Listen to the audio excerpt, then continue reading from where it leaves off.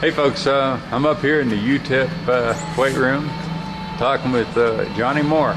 Jonny, what are you doing nowadays? I'm actually working as a GA assistant weight room coach with head strength coach, Coach Davis. But that's not all you're doing. No, I'm going to grad school, and my program it's kind of like a government-based job, kind of based in the Intel community, somewhere around there. So I'm applying for jobs out there, trying to get my name out. And you gonna be a spy? Hopefully not. No, I like to work more on the analyst point of view. I think I'm too tall for a spy. I think I'd stick out a little bit. Just a little bit. So yeah. Tell me a little bit about what you do here.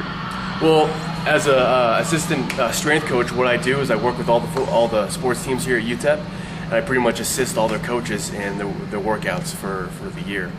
We just got done with our summer program right now. It was a combination of taking all the strength gains we made from the winter. So in the winter, they're in here just pure lifting, getting stronger, getting bigger. They had a great year this year during the winter. We have a lot of guys on the record board now. A lot of guys got really strong because they cut down the running.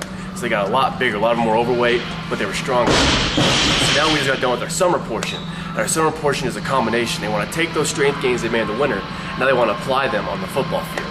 So now we take them through a bunch of football drills, get them ready more football specific, get them moving more, getting running. A lot of the conditioning drills we do are a little excessive.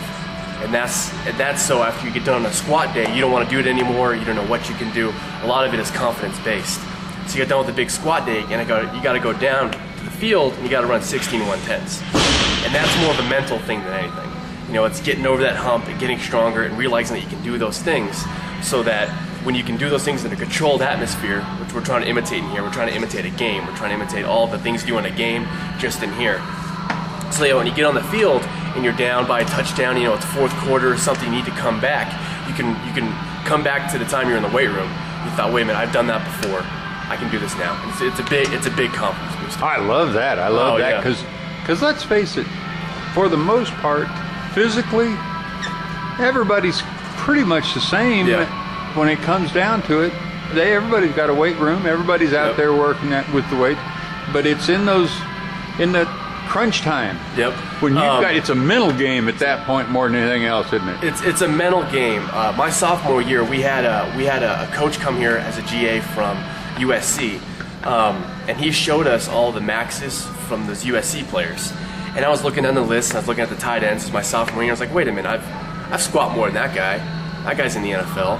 I've benched, just as much as that guy, and that guy's, an All-American. So when it comes down to it, I mean, the strength levels across the nation, they're going to be level. Everyone's lifting. Everyone can get stronger. Everyone can get faster. It's a matter of applying those skills to the field and using your discipline down there, and it can translate very, very well. If you take it seriously up here, it'll definitely enhance your athletic ability on the field.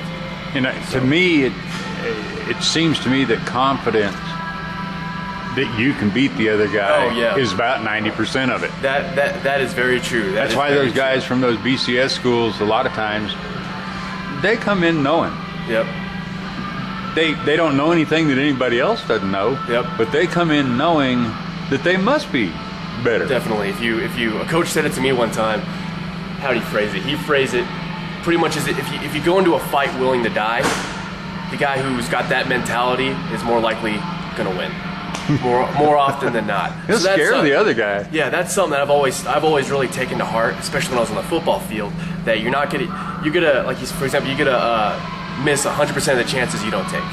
So that's something. So whenever your name was called, it'd be yes sir, I'll do this. No, I can't. I can't is a word that we don't have any tolerance for. That goes for in here too. Whenever someone says I can't, we don't want to hear that. We want to hear you attacking the program, attacking the weights. Like I said earlier, that definitely translates to the field. So. And are they buying it? They are. There are certain rough points. You come out in training, and the first couple weeks, guys are energetic and they want to get around. Let's do this, get fired up. And as you get to the midpoint of training, you kind of get that lull. You're like, oh, I got to get up at 6 a.m. again tomorrow, and I got to do this again. And so you come out here and you're not necessarily focused again to get after it. And that's where guys like me, our head strength coach, does a great job doing, getting on our players to keep them motivated. When we see them not doing the drill correct, you're not finishing through the line. you're not doing the little things, you're not giving all out effort, it's because you're not focused on in there. It's not any slight against them, because we all do it. You catch yourself doing it, and you definitely need someone there checking you at all times. For example, if you don't finish past the line, we're gonna run 2 extra sprints. And there have been times where coach has been, all right, I'm not happy with this, we're running the whole time. So the next day, sure enough, I guarantee you the next day, so that happened on like a Tuesday, midsummer, the next Thursday, next training cycle, we had guys who were attentive, guys who were ready to attack it, ready to come at it, because they didn't want that to happen. They knew that we're not gonna give them an inch. And that's the attitude we try to simulate in here. Having been in the Army, I know that not only builds mental toughness on them, but that's team building. It definitely is. If you've got to go ahead and put it out for the guy that's next to you, and he knows that you're having to work extra hard because of you better knock that off. There's definitely a special bond too that comes with it. When you're with someone in a 3-hour workout, you're like, oh man, I can't believe I just did that. But Elijah Goldchap was right next to me. He did all those things with me. So we have a special bond right there. Guys that I wouldn't be friends, like Elijah, for example. If we were just go to school together, we have so many different things that we're interested in that we probably wouldn't be friends. You know what I mean? But the fact that we've been here bonding together, that really bonded us, and it made us great friends. And you can see it, across the board of the football team. Brother in arms. Brother in arms, definitely. You've been through pretty much, I wouldn't say war, but pretty close to that you can simulate. Out here on the football field, and that really makes you closer. So. Okay, I'm going to ask you to, and I don't know just exactly what you can say about this, but what about our offensive line coming up? That's everybody's big concern. The offensive line? Yeah, we graduated 6. Yeah. Great offensive linemen, and boy, we've got new guys that are coming in that don't have a lot of experience. I'd say besides Nelly and Eloy, we have a lot of unproven guys. Right. But that's not necessarily a bad thing. A lot of guys can respond to that challenge. A lot of guys haven't had playing time, don't know what it's like in crunch time. And it's really going to depend on that when they get down to it. But of what I've seen this summer, those guys have attacked it, and I think they'll do fine. There's a lot as far the 1-0 line, it's like they're ready to go, and the young guys are a lot of unproven guys. But that you sometimes got to be thrown into the fire. You got to know how it is. You got to be thrown in there and see how it's done. Part of the problem is that the guys that were there last year had been there doing it for so long. Why would you take them out and give the other guys a chance? Injuries kind of push some of them into it. That's their chance this year. That's their chance this year. I'm sure our coaches are spitting down their neck. What are you going to do about it? Everyone's saying this. How are you going to attack it? And for the most part, they're still pretty young too, huh? They're still pretty young. As far as seniors on the O-line, we have one. McCage. That's it, huh? And that's it. And I think then the other two Nelson's a are juniors. Brander's like a sophomore. Eloy is a junior. I'm not confident. I don't know who our guards are going to be. But that's what camp's for. Camp's for team building. A lot of guys can definitely with the strength gains we've made on the field in the winter and how they've translated that in the summer. You could definitely have some great things happen with that O-line. Do they appear ready to you? I think they appear ready. Where there's a chance, there's an opportunity. So it's all about how they attack it and how they do. And there's some young guys that there's some young guys that are going to push them hard, aren't they? Exactly. There's some competition. We brought in some JUCO kids who want to play, and they're practicing very hard. And at the root of getting better, at the center of that, there's competition, and that's in every aspect of life. When you don't have someone to push you, someone to make you better, someone to keep you on your toes every single practice. Thank God I had Elijah, and thank God I had guys that pushed me when I was here, because I wouldn't have been as successful as I felt that I was the last couple of years. If I didn't have someone nipping on my tails, telling me if I don't do my correct job on this play, he's going to fill in, do it better, and he's going to be the new starter. So that's the root of all success is competition. And I feel that our O-line, they have some competition out there. So. What's you got to be paying a little bit of attention to the tight end corps. Tight ends, there's some young guys, man. Like I said, I pay a lot of attention to them. That's where my heart's at, the tight ends. Yeah. And my attitude is the tight end is to kill. It's in there. You got to hit. You got to set the tone on the blocking. And a lot of our guys, like I said, they're unproven. They're doing well in the weight room. They're doing all the right things. like I said, a lot of them don't have extensive playing time. So they got to go out there. They got to prove what they can do. All of them definitely have the skill. All of them are potential starting tight ends. All of them are potential starting all-conference tight ends. You know, it's a matter of what they do with that and how they do it. So I mean, I love the core group of tight ends we have here. You know, but they just got to keep that hard work they did this summer, keep it to the season, and never lax. It's like that in every position we have here. It's a very talented group of kids, isn't it? Very, very talented. You know, very talented group. You know, you got Craig. He's on the record board. You know, KP. He's at basketball. He still needs to work on his routes and work on his blocking mentality. And Katray, he's a young guy. You know, and Eric, he's young too. And how about that Nunu kid over from here? Nunu? You can see he's working. Yeah. He's working pretty hard over here, trying to get into the mix, trying to get into his playing time. He's a little guy, isn't he? I think you can vouch for me. He's a pretty big guy. He's a smart kid. He's an engineering major, and this program really means a lot to him. And like I said, I love this tight end core. They're all hardworking guys. And I think they're going to have a lot of success. All right, I got one last question. Okay. I really appreciate you giving me the time. Quarterback. Can you talk a little bit about Trevor's way of handling things in a huddle?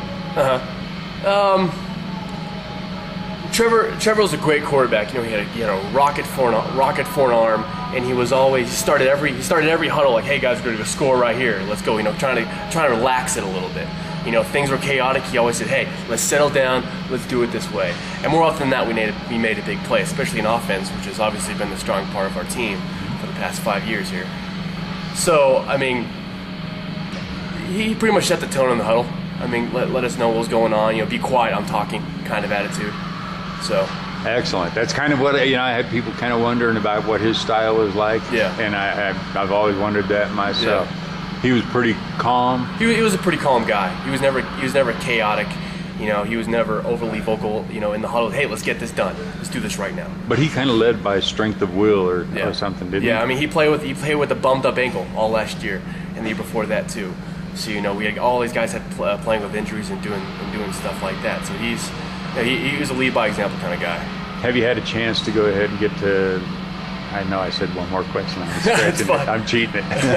Have you had a chance to see Nick Lamison? You know what? I haven't had a chance to look at the quarterbacks very much. All I've seen is what they've done in the weight room. Okay. But as far as all the quarterbacks are concerned, I mean, Nick, Carson, and JV, what I understand, I mean, it's going to be a competition this fall, this camp.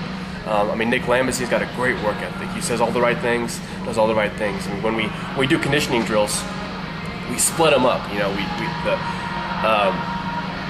The skill positions, which are the receivers, quarterbacks, running backs, things like that. Not the quarterbacks, I'm sorry. Wide receivers, cornerbacks, and Nick usually runs with the tight. Like all the quarterbacks usually run with the tight ends and linebackers, and the defensive ends. And he's chosen all spring and all summer to run with the skill guys. He's always right. He's all right there up. He's not as fast as those guys, but like I say, he's got that strength of will, so we can get out there and keep up with them. You know what I mean? And like I said, conditioning it's a mental part of the game. Carson Meager's a strong kid. He's always on. We always rank our platforms in strength in here. Take a look at the weight room. The strongest guys are always going to be on the front racks, and they rank you. The weaker you are, the platforms usually on platform 10 down here. Usually you are the freshmen, the young guys are. Uh-huh. Carson's always on platform 1 through 3. No matter what the lift. He's right to the head of the class, huh? Yeah, he's a strong kid. I think he's only maybe a sophomore. I don't even know, sophomore or junior. But I mean, he's a strong kid. He's smart, just like Nick. And Javia, he's a younger guy. Mm-hmm. The other guys, he's great. He's great on the field running. He's always out in front. This is what he's made to do is run. Mm-hmm. He still needs to work out his weight room. He's a skinny kid, but I mean, he's got work ethic. And he wants to get better. He's always saying the right things, and he's got a great attitude. So he's one of those guys where if he really wants to, he can get towards the top of the rack. He can put real strength on. If he takes the weight room seriously. It's just a matter when you're that skinny, you still need to put some weight on. Right. You still need to work at it much harder than everybody else. So I mean, I think they'll be in good shape. All right. Swear to God, this is the last one. They're picking. A lot of them are picking UTEP to finish in the bottom of the Western Division. What's your thoughts on where we're going to be? Like I said, there's a lot of unproven guys. Mm-hmm. So it's gonna take a lot of desire. We got nothing to lose. frankly, this year. We're picked to the bottom, so I mean, what have we had to lose? Might as well go out to every game and attack it as if it's. I mean, we're gonna lose and everyone's right. So that's not how this team attacks, and that's not their attitude. You know, I've seen them just flashes of brilliance this summer that I know can be tapped into every single time. And so, I mean, let's get them out of these proven guys respond to the challenge, how they come together as during camp as a team. And not only that, we always start off well every year. I mean, we came out, against UT my junior year, we smacked them in the face. You look at the film, we beat the crap out of them. But I mean, they just kept throwing up to their NFL wide receivers, and would literally jump over our cornerbacks who would play them perfect. You know, Melvin, who played professionally, and Cornbread would play him perfect, and they would literally they could out-jump him. Yep. You know, and it was, and frankly, I felt pretty cheated, especially how the O-line, D-line just attacked them, you know, and they just could keep throwing it up. You know, at Texas Tech, my freshman year, triple overtime game. You know, Southern Miss, I can go down the list. Houston, that was early in the season, number 12 ranked, we kicked the crap out of them. Yep. So it's a matter of taking that and sustaining that through a 12-game season, and that's tough to do. That's really hard to do, especially with the injuries.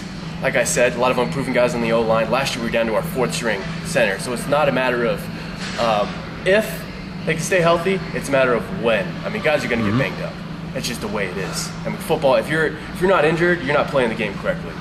So it's a matter of depth chart, guys getting in, filling in when they're supposed to, guys doing their job, not worrying about other people, being accountable for your position, doing the right things off the field. I mean, every high school coach, college coach, can spit these things. And if they do all those things correctly, they're going to have a successful season. So, I think if they do all those things, they'll do great. But a lot of unproven guys that I've seen what they can do, and they can definitely succeed on the field. So I have confidence in their abilities. It's a matter of them tapping into that and doing them correct. And I know they have confidence in them too, so I think they'll do fine. Fantastic, man. Yeah. I appreciate it. You did a great job. I appreciate it. Anytime. And, continued best of luck on what you're doing here. I need it. School's a tough racket. And you got to take care of these young guys for us. I don't give them an inch. That's right. Give them an inch. Whoop them. Hey, no one gave me an inch. I won't give them an inch. That's the way it goes. Thank you. I appreciate it.